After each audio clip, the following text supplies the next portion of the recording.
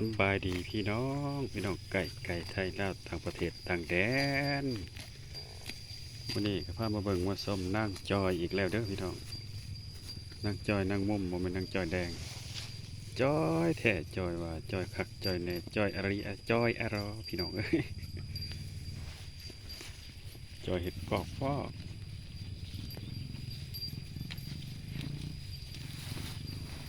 เราหิวอาหารถึงน้ำท่วมเลยพี่น้องว้ายได้ดูอยู่ได้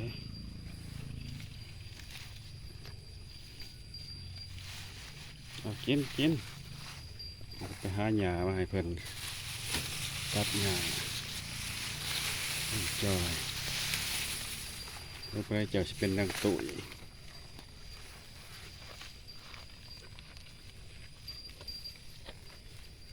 จอยเฮ็ดกอกว่า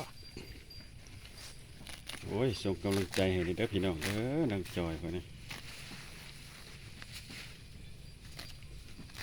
นางจอยสิ้นกระบอกพ่อยิบ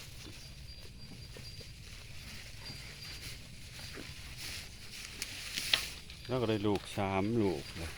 นั้นอยากกินหมักฮุงแม่ไปให้ก็ได้กินหมักฮุงมะละกอ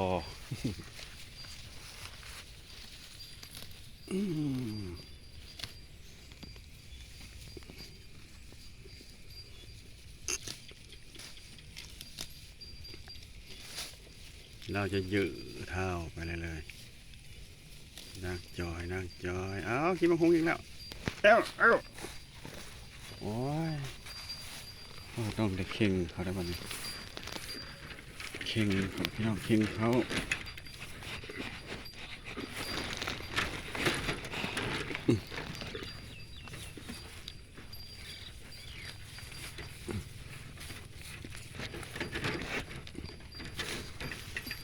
โอ้ยเข่งเขาได้ป่ะ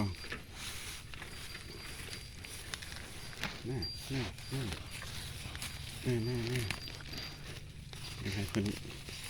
ไปดูไปกินนี่อะไรแห้งเพิ่นเบื่อใส่หมกหุ่งค่อยหุ่งกำลังนะพี่น้องจักตอนได้ละสิได้ตำปลูกลายเติบอยู่แล้วมียาปลูกเพิ่นโอ้มกำลังตัวนี้นะ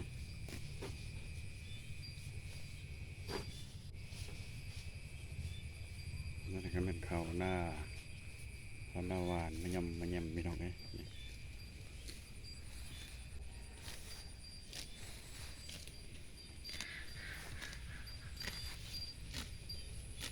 เอากินดีๆกินอาหารดีๆกับสิพี่ดอกหายามาบำรุงก่อนเด้อจังยาอย่างน้องพี่น้องเนาะ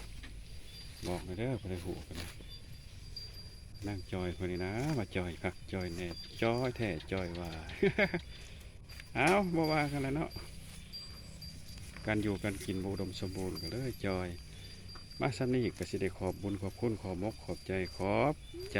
พี่น้องๆเพื่อนเก่าเพื่อนใหม่เพื่อนไก่ไทยลาวต่างประเทศต่างแดนทุกมองทุกบอลที่เขาเบิ่งเขาส้มเป็นกำลังอกกำลังใจ